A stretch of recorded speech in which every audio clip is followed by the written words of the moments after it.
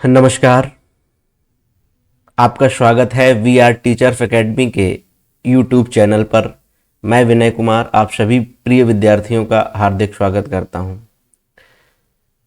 जैसा कि आपको पता है कि हमने इस चैनल पर विभिन्न प्रतियोगी परीक्षाओं की तैयारी करने वाले विद्यार्थियों के लिए शुरू किया है। यह channel C TET, UP TET, KVS, NVS, LT grade, TGT, PGT, BEd, MEd और स्नातक स्तर की विभिन्न प्रतियोगी परीक्षाएं जो भी केंद्र सरकार और राज्य सरकार द्वारा आयोजित की जाती हैं, उन सभी प्रतियोगी परीक्षाओं की तैयारी के लिए प्रारंभ किया जा रहा है।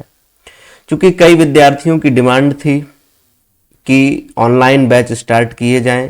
कई ऐसे विद्यार्थी थे दूर दराज के जो ऑफलाइन कक्षाएं नहीं ले पा रहे थे, तो उनको ध्यान में रखते हुए हमने यह बैच प्रारंभ किया है। अब यहाँ पर हम सबसे पहले, चूंकि कई सारी प्रतियोगी परीक्षाएं नज़दीक हैं जिसमें एनवीएस, केवीएस, ईएमआरएस और सीटेट कई परीक्षाओं की तारीखें भी निर्धारित कर दी गई हैं, तो उनको ध्यान में रखते हुए हमने सोशल साइंस की एनसीईआरटी सीरीज प्रारंभ की है। क्योंकि एनसीईआरटी की किताबें बहुत ज़्यादा महत्वपूर्ण हैं, इन पे बारीकी से इनको पढ़ना बहुत जरूरी है और एक एक लाइन टू लाइन से प्रश्न बन जाते हैं, तो हमें इनको समझना होगा कि कैसे प्रश्न बनते हैं। अगर सीटेट की तैयारी कर रहे हैं तो 8 फरवरी 2026 को परीक्षा की तारीख तय है। उसकी तैयारी के लिए भी आपको एनसीईआरटी को कवर करना है। एनसीईआरटी की कौन सी किताबें पढ़नी है, वो सब कुछ हम इस वीडियो के माध्यम से आपको बताएंगे। तो आइए सबसे पहले हम शुरुआत करते हैं एनसीईआरटी के बेस्ड जो सीटेट का पेपर 2 का पेपर है, उसको हम लोग शुरू करते हैं। तो सबसे पहले आइए देखते हैं।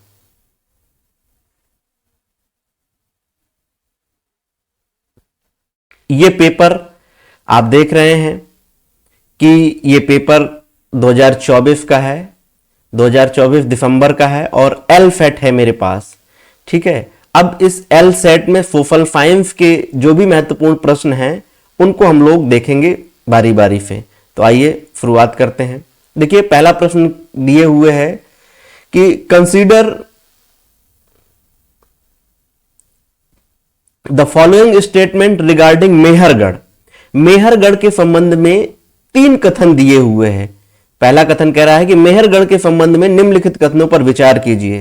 पहला, मेहरगढ़ वह स्थान है जहां लोगों ने पहली बार चावल एवं मक्का उगाना सीखा।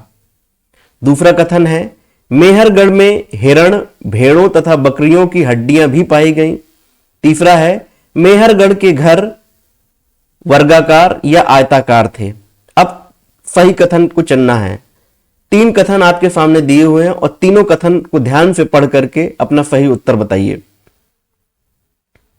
देखिए, अगर आपने एनसीईआरटी को अच्छे से नहीं पढ़ा है तो शायद इस प्रश्न का आप जो है सही तरीके से जवाब नहीं दे पाएंगे, लेकिन अगर आपने एनसीईआरटी को पढ़ा है तो आप इस प्रश्न का सही तरीके से जवाब दे पाएंगे। अब जवाब देखिए, पहला कह रहा है कि मेहरगढ़ वह स्थान है जहां लोगों ने पहली बार चावल और मक्का उगाना सीखा। चावल और मक्का, तो क्या ये सही है? तो ये स्टेटमेंट हो जाएगा गलत।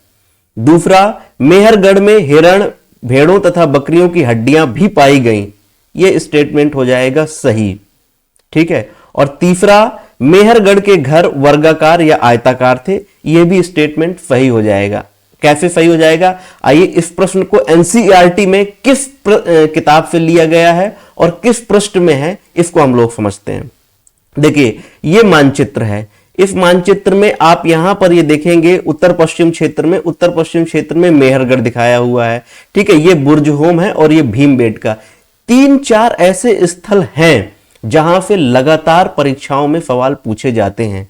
अब इसका आंसर क्या है, स्टेटमेंट क्या दिए हुए हैं? देखिए, यहां पर मेहरगढ़ के बारे में एनसीईआरटी की क्लास 6 में हमारे अतीत का 1 में इसमें दिया हुआ है। मानचित्र 2 पृष्ठ संख्या 14 में मेहरगढ़ को ढूंढे। यह ईरान जाने वाली सबसे महत्वपूर्ण रास्ते बोलन दर्रे के पास एक भारी समतल स्थान था। ठीक है, मेहरगढ़ को आपने मानचित्र में देख लिया। दूसरा, मेहरगढ़ संभवतः वह स्थान है जहां के स्त्री पुरुषों ने इस इलाके में सबसे पहले जौ गेहूं उगाना और भेड़ बकरी पालना सीखा। इसका मतलब क्या हुआ? इसका मतलब यह हुआ कि जौ और गेहूं, और प्रश्न में क्या दिया हुआ है?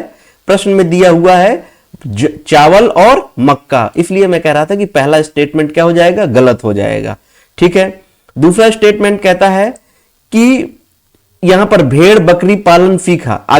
आगे इसको पढ़िए। यह यहां खुदाई से सबसे पहले के स्तरों से पुरातत्वविदों को विभिन्न प्रकार के जानवरों की हड्डियां मिली। इनमें हिरण तथा सुअर जैसे जंगली जानवरों की हड्डियां भी शामिल हैं। तो यानी दूसरा स्टेटमेंट सही हो जाएगा। आगे कह रहा है कि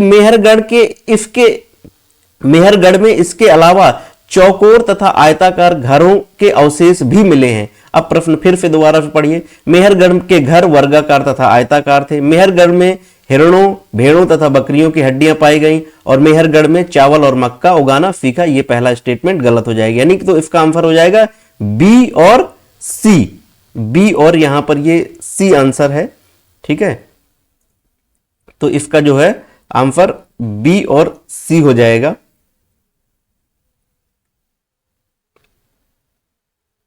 इसका सही आंसर बी और सी हो जाएगा। ठीक है, आइए अगले प्रश्न पर चलते हैं। अगला प्रश्न कह रहा है कि निम्नलिखित कथनों को ध्यानपूर्वक पढ़िए। कथन ए, दो स्टेटमेंट दिए हुए हैं। एक स्टेटमेंट जो है पहला कहता है कि पहली सिंह सभा की स्थापना लाहौर में 1873 में तथा अमृतसर में 1879 में हुई थी। दूसरा कह रहा है इन सभाओं का उद्देश्य सिख धर्म को अंधविश्वास और जाति भेद जैसी गैर सिख समझे जाने वाली प्रथाओं से मुक्त करना था। दो स्टेटमेंट दिए हैं, सही विकल्प को चुनना है। 4 विकल्प दिए हुए हैं। ए तथा बी दोनों सत्य है, ए तथा बी दोनों असत्य है, ए सत्य है किंतु बी असत्य है, ए असत्य है किंतु बी सत्य है। इंग्लिश में भी दोनों चीजों को आप पढ़ सकते हैं। ठीक है, अब देखिए ये पहला स्टेटमेंट एकदम गलत है क्योंकि इसने बिल्कुल अपोजिट लिख दिया है। क्योंकि जो पहली सिंह सभा की स्थापना थी, पहली सिंह सभा की स्थापना अमृतसर में हुई थी और फिर बाद में लाहौर में हुई थी। और यहां पर इन्होंने लिख दिया कि लाहौर में 1873 में तथा अमृतसर में 1879 में हुई थी। यानी कि अगर इसके हिसाब से देखा जाए तो ये स्टेटमेंट क्या होगा? गलत हो जाएगा। ठीक है, तो पहला स्टेटमेंट गलत हो जाएगा, ये स्टेटमेंट गलत हो जाएगा। दूसरा स्टेटमेंट इन सभाओं का उद्देश्य, ये बिल्कुल सही हो जाएगा। इस प्रश्न की आगे व्याख्या दी हुई है, इसको पढ़ लीजिए। देखिए इसमें लिखा हुआ है कि सिखों के सुधारवादी संगठन के रूप में सिंह सभाओं की स्थापना 1873 में अमृतसर में हुई। मैंने बताया था कि अमृतसर में पहले हुई और लाहौर में बाद में 1879 में लाहौर में भी सिंह सभा का गठन किया गया। तो इस वजह से यह पहला स्टेटमेंट गलत हो गया था। ठीक है, तो अब इसका सही उत्तर क्या हो जाएगा? ए असत्य है और बी सत्य है। ठीक है, इसका ए असत्य है और बी सत्य है। ये स्टेटमेंट एकदम सही हो जाएगा। चलिए आगे देखते हैं अगला प्रश्न। अगला कह रहा है भारत निम्नलिखित में से किन नृत्य रूपों को भारत की स्वतंत्रता के पश्चात शास्त्रीय नृत्य रूपों में पहचान दी गई। ठीक है, अब 4 विकल्प दिए हैं।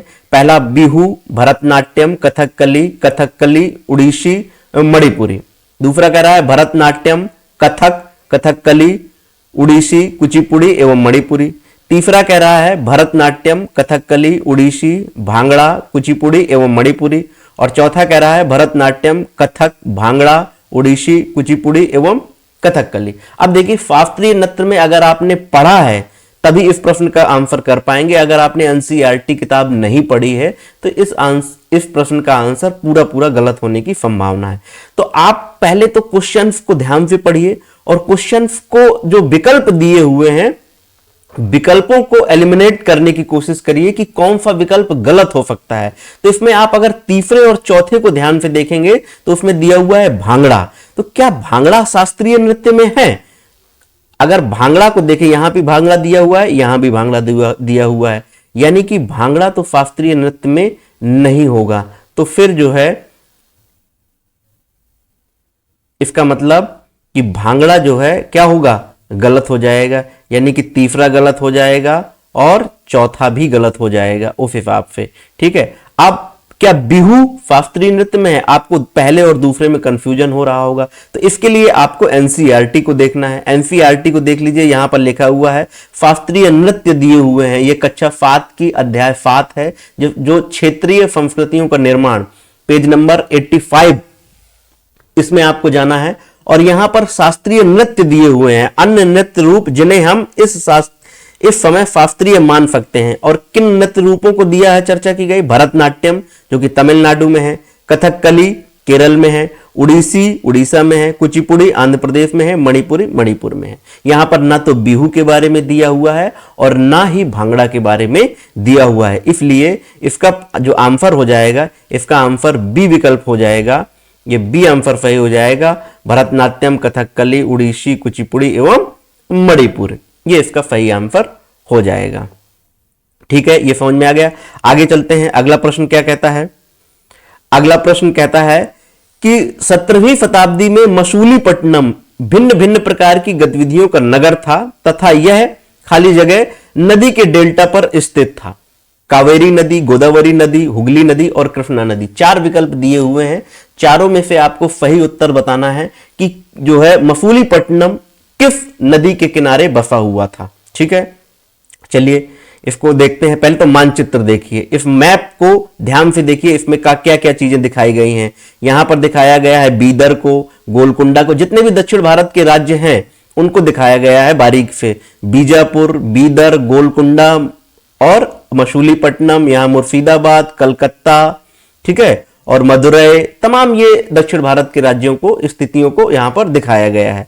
लेकिन यहां पर पूछा जा रहा है मसूलीपट्टनम, तो मसूलीपट्टनम जो है वो कहां पर है? ये नदी जा रही है केरल, और केरल के यहां पर ये जो तट है, बिल्कुल यहां पर ये जगह पर, यहां पर ये मसूलीपट्टनम स्थित है। ठीक है, अब एनसीईआरटी में किस किताब में ये कहां पर दिया हुआ है आंसर? ठीक है, आगे देखिए, जोखिम भरा दौर मसूलीपट्टनम के लिए चुनौती। यहां पर पहली ही लाइन पर बिल्कुल स्पष्ट लिखा हुआ है, एनसीईआरटी की क्लास 7 हमारे अतीत अध्याय 6 में नगर व्यापारी और शिल्पी जन, पेज नंबर 85 पे जाइए, और उसमें पहली ही लाइन में लिखा हुआ कि मसूलीपट्टनम, जिसे मछलीपट्टनम भी कहा जाता था, नगर कृष्णा नदी के डेल्टा पर स्थित है। तो क्या हो जाएगा इसका आंसर? इसका जो आंसर हो जाएगा वो होगा कृष्णा नदी, विकल्प 4। ठीक है, समझ गए इस चीज को? आपको यानी कि समझ लीजिए कि एनसीईआरटी की हर लाइन से क्वेश्चन बनते हैं। आपको बहुत गहराई से एक एक पॉइंट्स को कवर करना होगा। ठीक है, नेक्स्ट प्रश्न पर बात करते हैं। नेक्स्ट प्रश्न कह रहा है सूची 1 को सूची 2 के साथ सम्मिलित कीजिए। एक तरफ सूची 1 दी हुई है, दूसरी तरफ सूची 2 दी हुई है। एक सूची ए में हिरण्यगर्भ, प्रशस्ति, पिस्ताक और नफ्तालिक, ठीक है, यहां पर लिखा हुआ है शिलालेख, अनुष्ठान, प्रवेश द्वार और लेखन शैली। अब आपको 4 विकल्प दिए हुए हैं, इन चारों विकल्पों में सही विकल्प को चुनना है। किस विकल्प के साथ आप जा सकते हैं? पहले आप बताइए कि हिरण्यगर्भ क्या है। तो आपने अगर पढ़ा है एनसीईआरटी क्लास 7 तो आपने देखा होगा कि हिरण्यगर्भ एक प्रकार का अनुष्ठान था जो राष्ट्रकूट शासक दंतिदुर्ग ने शुरू किया था। ठीक है, और फिर इसके बाद प्रशस्ति। प्रशस्ति क्या है? प्रशस्ति एक प्रकार की लेखन शैली है। ठीक है, प्रशस्ति एक लेखन शैली है। तो हिरण्यगर्भ को अगर हम विकल्प मिला दें, ए का 2 हो जाएगा। प्रशस्ति एक लेखन शैली है। और पिस्ताक जो है ये एक प्रवेश द्वार है। तो बाकी नस्तलिक ये जो है शिलालेख हो जाएगा। तो इसका जो विकल्प हो जाएगा, सही आंसर हो जाएगा, यानी ए का 2, ए का 2 यहां पर भी दिया हुआ है और यहां पर दिया हुआ है। प्रशस्ति बी का 4, बी का 4 केवल यहां पर दिया हुआ है, ठीक है। बाकी के विकल्प पढ़ने की जरूरत नहीं है, तो आप समझ गए होंगे। पिस्ताक फी का 3 यहां पर भी दिया हुआ है और डी का 1। तो मोस्ट जो सही आंसर हो जाएगा वो ये हो जाएगा, ठीक है। अब इसकी व्याख्या देख लीजिए, एनसीईआरटी में कहां पर दी हुई है, किस पेज में दी हुई है, इसको समझ लीजिए। देखिए, नए राजवंशियों को उदय के बारे में लिखा हुआ है कि राष्ट्रकूट प्रधान दंतदुर्ग ने अपने चालुक्य स्वामी की अधीनता से इनकार कर दिया, उसे हराया और हिरण्यगर्भ, शाब्दिक अर्थ जिसका होता है सोने का गर्भ नामक एक अनुष्ठान किया। यानी हिरण्यगर्भ क्या है, एक अनुष्ठान है।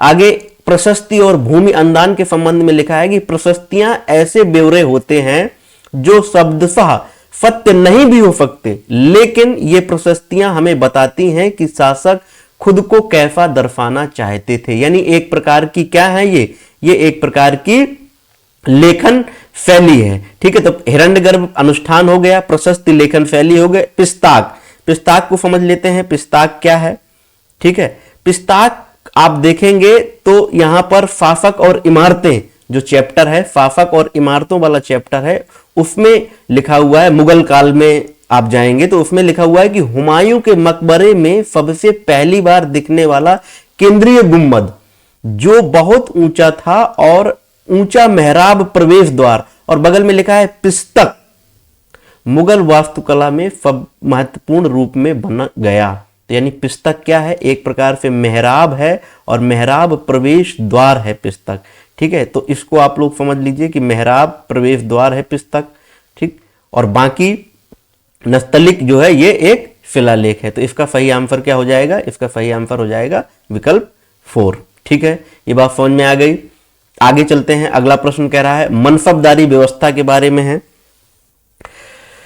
मनसबदारी व्यवस्था के संदर्भ में निम्नलिखित कथनों पर विचार कीजिए।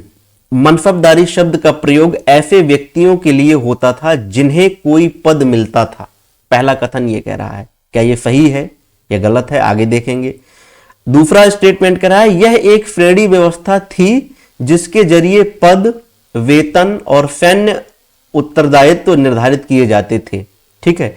दोनों बातें बिल्कुल सही हैं, ठीक है। पहला भी सही है और दूसरा भी सही है। कैसे सही है, इसका बिल्कुल सीधा सीधा आंसर एनसीईआरटी में दिया हुआ है।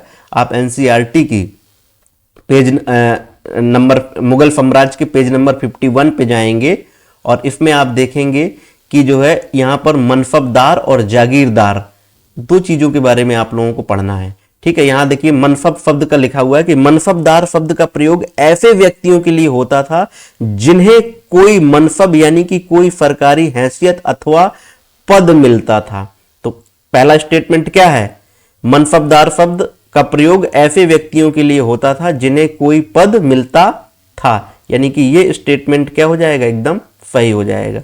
दूसरा स्टेटमेंट देखिए कि यह मुगलों द्वारा चलाई गई श्रेणी व्यवस्था थी जिसके जरिए 1 पद, 2 वेतन एवं 3 सैन्य उत्तरदायित्व निर्धारित किए जाते थे।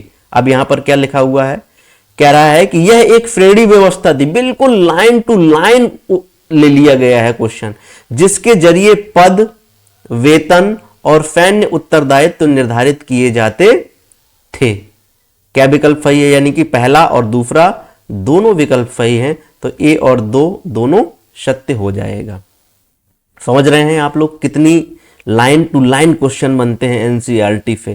सोशल साइंस के 60 नंबर में से 40 नंबर जो है वो एनसीईआरटी से ही बनते हैं, 20 नंबर की उसमें पेडागोजी है। अगर आपने मेरे साथ एनसीईआरटी को गहराई से पढ़ा तो निश्चित रूप से आप सोशल साइंस में 60 में से कम जो है 50 से 55 नंबर बड़े आराम से ला सकते हैं। लेकिन आपको पढ़ना बिल्कुल प्रीवियस ईयर क्वेश्चन पढ़ना होगा, एनसीईआरटी की बुक्स को कवर करना होगा और कई बार पढ़ना होगा। और इस बार अब 2025-26 में एनसीईआरटी का काफ़ी सारा पाठ्यक्रम बदल गया है, तो नई किताबों को, क्योंकि नई किताबें एनईपी 2020 को बेस्ड हैं, तो उन किताबों को आपको गहराई से पढ़ना है, ठीक है। आइए अगला प्रश्न देखते हैं। अगला प्रश्न क्या कह रहा है, ठीक है। नेक्स्ट प्रश्न जो है, हाँ नेक्स्ट प्रश्न है इसके लिए भारतीय 35 नंबर का प्रश्न है। ये कह रहा है कि भारतीय राष्ट्रीय कांग्रेस के आरंभिक दिनों में निम्नलिखित में से उसकी कौन सी मांगे थीं। यानी कि जो भारतीय राष्ट्रीय कांग्रेस की जब स्थापना हुई तो उसके आरंभिक दिनों में उसकी कौन कौन सी मांगे थीं। पहली मांग प्रशासन का भारतीयकरण, दूसरा न्यायपालिका को कार्यपालिका से अलग करना, तीसरा भारत के कई शहरों में सिविल सेवा परीक्षा का आयोजन करना, और चौथा पूर्ण स्वराज। बताइए भाई क्या विकल्प सही है, ए और बी दोनों, A B C, A C D या बी सी डी। इस प्रश्न को ज्यादातर बच्चों ने गलत किया होगा। क्यों गलत किया होगा? क्योंकि इतना गहराई में है। वैसे तो आपको दिख रही होंगी कि चारों मांगे सही हैं, कांग्रेस के द्वारा ही चारों मांगे की जाती थी, लेकिन एक शब्द दे दिया इसने यहां पर आरंभिक दिनों।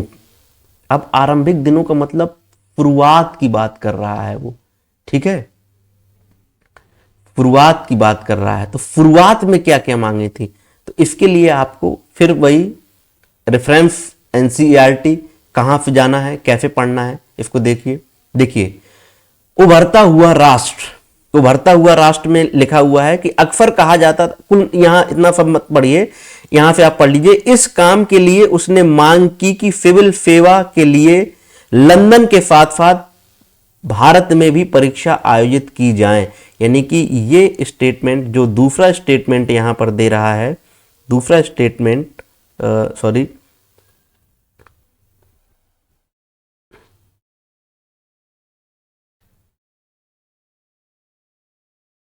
इसको मिटा देते हैं थोड़ा। हाँ, ये जो स्टेटमेंट दे रहा है कि भारत के कई शहरों में सिविल सेवा परीक्षा का आयोजन किया गया। अब इसको यहां से मिला लीजिए कि भारत में ये मांग चल रही थी कि लंदन के साथ साथ भारत में भी परीक्षाएं आयोजित की जाएं।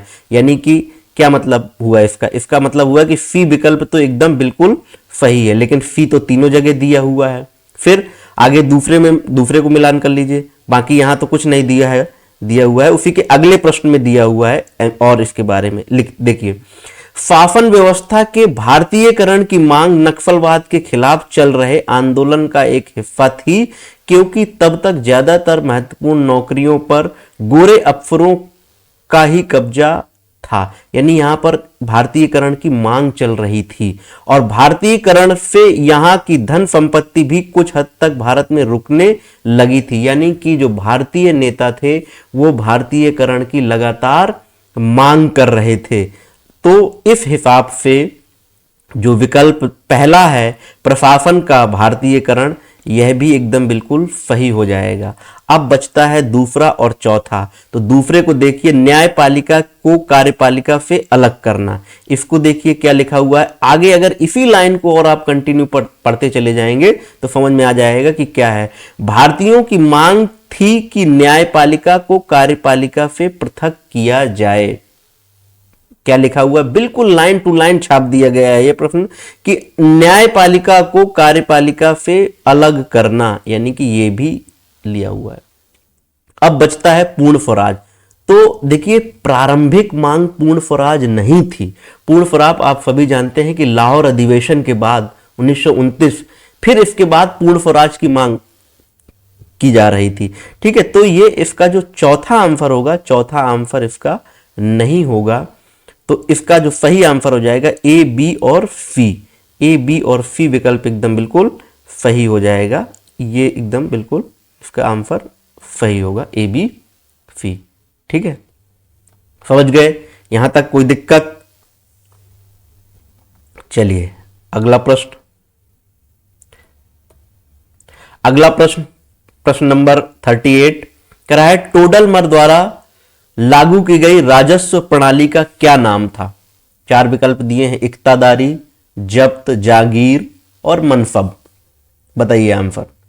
ये सब मिलते जुलते हैं मुगल साम्राज्य से, मुगल एम्परर्स से, मुगलों की प्रशासनिक व्यवस्था उससे संबंधित है। तो मेरे हिसाब से इसका जो आंसर होगा, इसका आंसर होगा बी नंबर। अब बी नंबर कैसे इसका आंसर होगा? जब्त। ठीक है, इसकी व्याख्या देखिए यहां पर दिखा हुआ है, जब्त और जागीर जमींदार। जब्त और जमींदार को जब यहां पर देखेंगे कि अकबर के राजस्व मंत्री टोडरमल ने 10 साल यानी कि 1570 से 1580 की कालावधि के लिए कृषि की पैदावार, कीमतों और कृषि भूमि को सावधानी पूर्वक सर्वेक्षण किया। इन आंकड़ों के आधार पर प्रत्येक फसल पर नगद के रूप में राजस्व निश्चित कर दिया गया। प्रत्येक सूबे, जिसको प्रांत कहा जाता था उस समय, को राजस्व मंडलों में बांटा गया और प्रत्येक को हर फसल के लिए राजस्व दर की अलग सूची बनाई गई। राजस्व प्राप्त करने की इस व्यवस्था को जब्त कहा जाता था। ये जो राजस्व प्रणाली है, इस राजस्व प्रणाली की जो ये व्यवस्था बनाई गई थी, इसे जब्त कहा जाता था। ठीक है, मनसब आप जानते थे, मनसब एक पद होता था। ठीक है, तो इसका आप जो आंसर होगा वो बी होगा। समझ गए? चलिए नेक्स्ट प्रश्न पर चलते हैं। नेक्स्ट प्रश्न क्या कहता है? नेक्स्ट प्रश्न, प्रश्न नंबर 39। प्रश्न नंबर 39, सूची 1 और सूची 2 का मिलान कीजिए। आपको सूची ए में 4 विकल्प दिए हुए हैं, ए बी सी डी, और सूची 2 में कुछ लोगों के नाम दिए हुए हैं जो स्वतंत्रता सेनानी नायक रहे हैं। ठीक है, सूची 1 कहती है दक्षिण भारत में नमक सत्याग्रह के नेता। बताइए दक्षिण भारत में नमक सत्याग्रह के नेता कौन थे? बी विकल्प है प्रभात फेरियों का आयोजन किया, प्रसिद्ध जनजातीय नेता और परिवर्तनवादी राष्ट्रवादी। अगर आपने नहीं पढ़ा तो इस प्रश्न का भी आप सही आंसर नहीं कर पाएंगे। देखिए, चलिए मैं मिलान करा देता हूं। दक्षिण भारत के जो नमक सत्याग्रह के नेता हैं वो हैं पी राजगोपालचारी। रेफरेंस हम बाद में देख लेंगे कहां से क्या लिया हुआ है। ठीक है, प्रसिद्ध जो जनवादी नेता हैं, जनजातीय नेता हैं, वो हैं वीर लाखन नायक। परिवर्तनवादी राष्ट्रवादी नेता के रूप में जाना जाता है इनको, सुभाष चंद्र बोस को। तो इसका आंसर हो जाएगा तीसरा। ठीक है, और प्रभात फेरियों का आयोजन किया अम्माबाई ने। ठीक, तो यानी कि आंसर देख लेते हैं पहले क्या है। दक्षिण भारत के नेता यानी कि सी राजगोपालचारी, चक्रवर्ती राजगोपालचारी। ए का तीसरा यहां पर दिया हुआ है, कहीं और दिया नहीं है, तो आंख बंद करके आपको सीधे सीधे यहीं पहुंच जाना। बी का आप चौथा मिला लिए हैं। सी का पहला हो जाएगा और डी का दूसरा हो जाएगा। अब चलते हैं अपने एक्सप्लेन की उसकी तरफ, फोर्स की तरफ। देखिए यहां पर दिया हुआ है, ये महात्मा गांधी और जिन्ना के बीच में वार्तालाप है और उसके बारे में यहीं पर दिया हुआ है कि गांधी जिन्ना वार्ताओं से पहले गांधी जी के साथ बात करते चक्रवर्ती राजगोपालचारी 1944 वयोवृद्ध राष्ट्रवादी और दक्षिण के नमक सत्याग्रह के नेता सी राजगोपालचारी। यहीं पर यह लाइन लिखी हुई है। ठीक है, आगे अब सुभाष चंद्र बोस के बारे में उसी पेज नंबर पे सुभाष चंद्र बोस के बारे में भी जिक्र हुआ और पहली लाइन पे ही जिक्र है। पहली बात तो ये समाजवादी विचारधारा मानते थे, समाजवादी विचारधारा को अपनाने वाले व्यक्ति थे कि समाजवादी विचार रखने वाले आमूल परिवर्तनवादी राष्ट्रवादी सुभाष चंद्र बोस अहिंसा के गांधीवादी आदर्शों के विश्वास नहीं रखते थे। यानी गांधी जी और सुभाष चंद्र बोस के बीच कुछ विचारों को लेकर के मतभेद था। ठीक है, चूंकि जो सुभाष चंद्र बोस हैं वो परिवर्तनवादी राष्ट्रवादी नेता हैं। ठीक, आगे अम्माबाई के बारे में यहां पर दिया हुआ है स्वतंत्रता संघर्ष में महिलाएं और कर्नाटक की अम्बाबाई। अगर आप यहां पर लिखेंगे कर्नाटक की अम्बाबाई का विवाह 12 साल की उम्र में कर दिया गया था। 16 साल की उम्र में वह विधवा हो गई थी। उन्होंने उडुपी में विदेशी कपड़ों और शराब की दुकानों की घेराबंदी की। आगे यहीं पर लिखा हुआ है कि जब भी वह जेल से बाहर आती, जब भी वह जेल से बाहर होती सभाओं में भाषण देती, बुनाई कताई सिखाती और प्रभात फेरियों का आयोजन करती थी। ठीक है, तो अब फिर से वापस प्रश्न की तरफ चलिए, क्या क्या था देखिए बता देता हूं। दक्षिण भारत के नमक सत्याग्रह के नेता श्री राजगोपालचारी, प्रभात फेरियों का आयोजन किया अम्माबाई, प्रसिद्ध जनजातीय नेता वीर लखन नायक और परिवर्तनवादी राष्ट्रवादी सुभाष चंद्र बोस। ठीक है, समझ गए। चलिए आगे प्रश्न चलते हैं। नेक्स्ट प्रश्न कह रहा है, 40 नंबर का प्रश्न है, इसमें देखिए क्या कह रहा है कि 20वीं सदी के आरंभ से ही भारतीय महिलाएं खाली जगह में सुधार हेतु काम कर रही थीं। विधवा पुनर्विवाह, महिला मताधिकार, बेहतर स्वास्थ्य सेवाएं। बताइए इसका आंसर सही क्या होगा? ए और बी, ए और सी, बी और सी, ए बी सी, जल्दी बताइए। चलिए बता देते हैं, ये तीनों ही विकल्प एकदम बिल्कुल सही हैं, कोई इसमें डाउट नहीं है। विधवा पुनर्विवाह के लिए भी 20वीं शताब्दी के आरंभ में भारतीय महिलाएं काम कर रही थी, महिला मताधिकार के लिए भी काम कर रही थी और बेहतर स्वास्थ्य सुविधाओं के लिए भी कर रही थी, यानी कि ए, बी और सी विकल्प सही हो जाएगा। ठीक है, चलिए देखते हैं कहां पर दिया हुआ है। ये आप पंडित रमाबाई के बारे में जब पढ़ेंगे एनसीईआरटी क्लास 8th में। ठीक है, पंडित रमाबाई संस्कृत की एक विद्वान महिला हैं और यहां पर लिखा है उन्होंने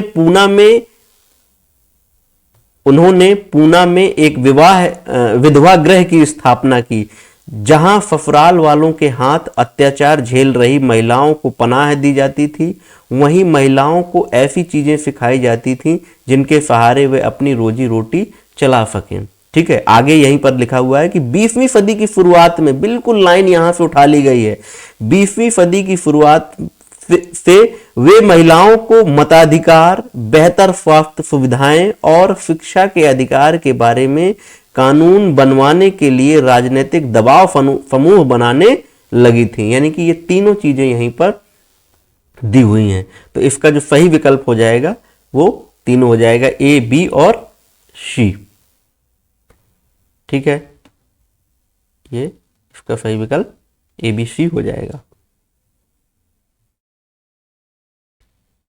चलिए प्रश्न नंबर 40 क्या कहता है? निम्नलिखित मराठी भक्तिपूर्ण भजन की रचना किसने की? अब ये एक रचना है, इसको पढ़िए। क्या लिखा है? तुमने हमें नीच जाति का बनाया मेरे महाप्रभु, तुम स्वयं यह स्थिति स्वीकार करके तो देखो। हमें जीवन भर जूठन खानी पड़ती है, इसके लिए मेरे प्रभु तुम्हें शर्म आनी चाहिए। ये किसका कथन है? चोखामल, कर्मा मेला, मीराबाई, बसवन्ना। बताइए इसका क्या आंसर होगा? अगर आपने नहीं पढ़ा तो ये कर नहीं पाएंगे, क्योंकि ये किसी भी किताब में, किसी भी इतिहास की किताब में एनसीईआरटी के अलावा प्रश्न मिलेगा ही नहीं। आप ढूंढते रह जाएंगे, कहीं पर भी ये इसका आंसर नहीं मिल पाएगा। ठीक है, और बिल्कुल सटीक आंसर दिया हुआ है एनसीईआरटी में।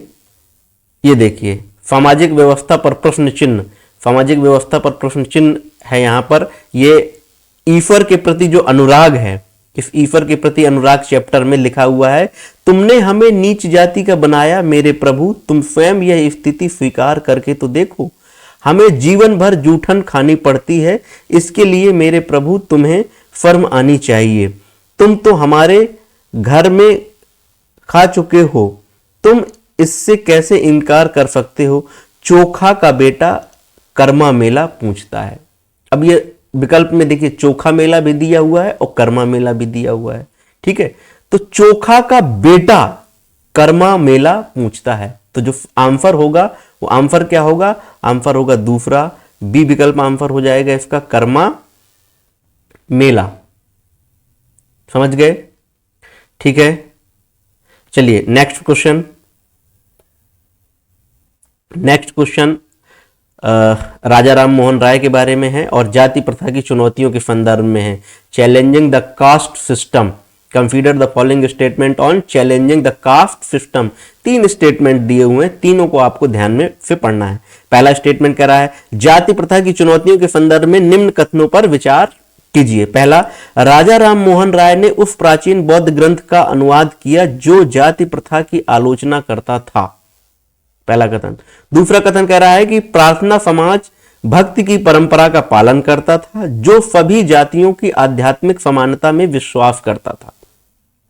तीसरा, जाति प्रथा उन्मूलन हेतु 1860 में परमहंस प्रणाली की मंडली की स्थापना की गई थी। बहुत ही सटीक आंसर है इसका, बहुत गहराई से बहुत फैक्चुअल क्वेश्चन पूछ दिया गया है। आंसर क्या है? पहला स्टेटमेंट तो एकदम बिल्कुल गलत हो जाएगा क्योंकि राजा राम मोहन राय ने बौद्ध ग्रंथ का अनुवाद नहीं किया। हां, इन्हें अच्छी फारसी आती थी, संस्कृत भी आती थी, उपनिषदों का इन्होंने अध्ययन किया है, लेकिन किसी भी बौद्ध ग्रंथ का अनुवाद नहीं किया, इसलिए पहला स्टेटमेंट गलत हो जाएगा। दूसरा स्टेटमेंट एकदम बिल्कुल सही है। प्रार्थना समाज भक्ति की परंपरा का पालन करता था जो सभी जातियों की आध्यात्मिक समानता में विश्वास करता था, बिल्कुल सही है। और तीसरा स्टेटमेंट है जो जाति प्रथा उन्मूलन हेतु 1860 में परमहंस मंडल की स्थापना की गई थी। ये बात गलत है क्योंकि 1860 में नहीं बल्कि 1840 में की गई थी। ठीक है, 1840 में की गई थी, इसलिए इसका जो विकल्प होगा क्या हो जाएगा? केवल बी विकल्प इसका सही हो जाएगा, केवल बी। एक्सप्लेन देख लेते हैं। चलिए यहां पर पढ़ लीजिए कि राजा राम मोहन राय के बारे में तो दिया हुआ है कि राजा राम मोहन राय संस्कृत, फारसी तथा अन्य भारतीय एवं यूरोपीय भाषाओं के अच्छे ज्ञाता थे। यहां पर कहीं पर भी बौद्ध धर्म के बौद्ध ग्रंथ के बारे में कोई विवरण नहीं मिलता है एनसीईआरटी में। ठीक है, आगे जाति और समाज सुधार, इसी में प्रार्थना समाज के बारे में भी दिया हुआ है। चलिए पढ़ते हैं प्रार्थना समाज के बारे में क्या दिया हुआ है। प्रार्थना समाज भक्ति परंपरा का समर्थक था जिसमें सभी जातियों की आध्यात्मिक समानता पर जोर दिया गया।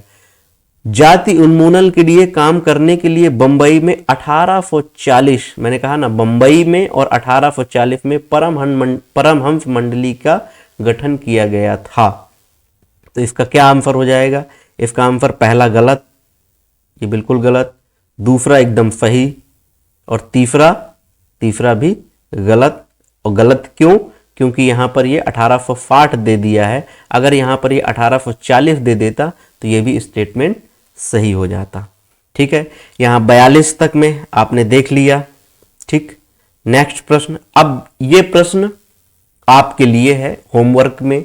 इस प्रश्न का आपको सही आंसर बताना है और यह भी बताना है कि ये एनसीईआरटी की किस किताब से है, किस चैप्टर से है, किस पेज नंबर में है। पेज नंबर सहित आपको इसको बताना है। प्रश्न क्या है? हड़प्पा सभ्यता के लोग दक्ष शिल्पकार थे, खाली जगह धातु ज्ञान से संपन्न थे, तांबा, लोहा, कांसा और पीतल। क्या यह प्रश्न सही है या गलत है, यह भी आपको बताना है। ठीक है, तो आज हम इसको यहीं तक देखते हैं। आज हमने इतिहास के प्रश्नों को कंप्लीट किया है, सोशल साइंस के पेपर 2 के। इसी तरीके से हम लोग भूगोल के प्रश्नों को आगे बढ़ाएंगे, इसी तरीके से पॉलिटिकल साइंस के प्रश्न हैं। और जब हम सारे एनसीईआरटी के पीवाईक्यूज को कंप्लीट कर लेंगे तो हमारी तैयारी अच्छी हो जाएगी। आपको अगर ये वीडियो अच्छा लगा है तो लाइक करिए और चैनल हमारा इसको सब्सक्राइब कर लीजिए। ठीक है, इसमें चूंकि हम पहले शुरुआत में प्रीवियस ईयर क्वेश्चन कराएंगे ताकि आपको ये पता चले कि एनसीईआरटी जो सीटेट की परीक्षा है वो क्वेश्चन बनाती कैसी है। और चूंकि केवीएस का पेपर नज़दीक है तो केवीएस में या एनवीएस में एनसीईआरटी को ही फॉलो किया जाता है, तो वहाँ पर भी आपको इन प्रश्नों से लाभ मिलेगा। ईएमआरएस की परीक्षा की डेट आ चुकी है, तो एनसीईआरटी आपको गहराई से पढ़ना है। कौन कौन सी किताबें पढ़ना है एनसीईआरटी की, इनको आप देख लीजिए। अगर आप सोशल साइंस की तैयारी कर रहे हैं तो सोशल साइंस में आप कक्षा 6 की ये 4 किताबें हैं सामाजिक विज्ञान की। ये चूंकि पुरानी ओल्ड एडिशन है, अभी नया एडिशन भी आ चुका है। ठीक है, एनसीईआरटी ई पाठशाला से आप देख लीजिए या एनसीईआरटी एनआईसी की वेबसाइट में, वहां से भी मिल जाएंगी या मार्केट से भी आप खरीद सकते हैं। ठीक, हमारे अतीत ये कक्षा 6 है। हमारा आवास ये भूगोल की किताब है। सामाजिक एवं राजनीतिक जीवन ये जो है नागरिक शास्त्र या पॉलिटिकल साइंस की किताब है। समाज का अध्ययन ये चौथा भाग है, इसी का एक भाग है। ठीक है, इसी तरीके से कक्षा 7 की आपको किताब पढ़नी है। इसमें हमारे अतीत पार्ट 2, सामाजिक एवं राजनीतिक जीवन, हमारा पर्यावरण, और इसी तरीके से कक्षा 8 की सामाजिक एवं राजनीतिक जीवन, संसाधन और विकास, और हमारे अतीत ये इतिहास की है, ये जो है भूगोल की है, और ये सामाजिक एवं राजनीतिक जीवन की है। तो आज के लिए यहीं तक, मिलते हैं अगले वीडियो पर। धन्यवाद।